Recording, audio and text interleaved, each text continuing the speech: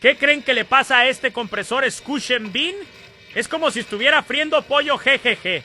Pero trabaja al 100%